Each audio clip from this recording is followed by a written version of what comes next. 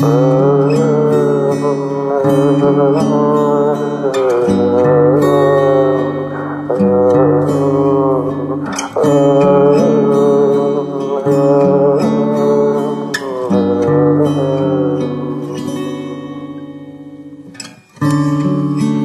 kadar uzak uğrak yerin,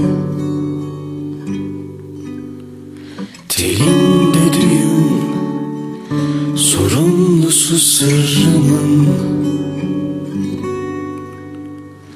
Ah yanından böyle geçip gidebilmek,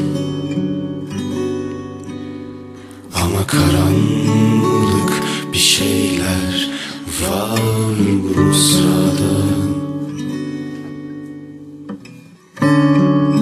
Gözlerin aynı,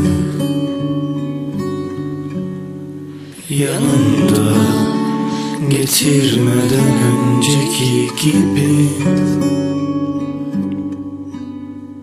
Sesin seni söyledi, ama yok düşünmeye cesaretin.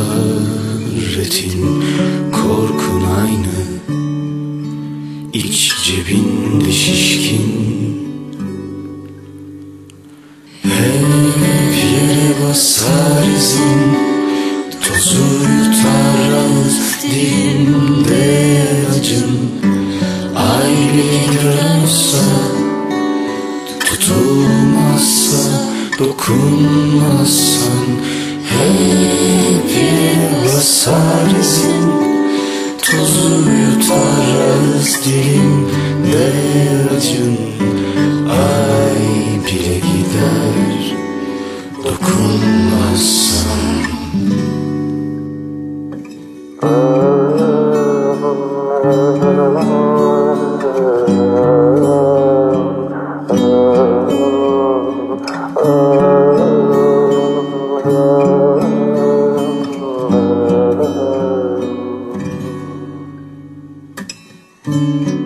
Bir deliyim ve farklı bir şey yok burada.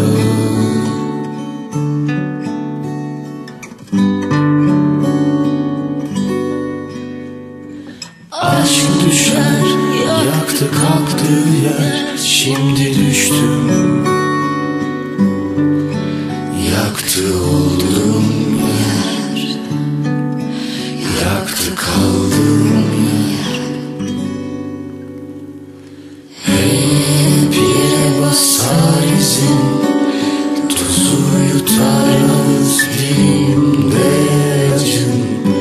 Ay bile gider olsa, tutulmazsa, dokunmazsan, hep yere basar izin, tozu yutar ağız dilimde acın.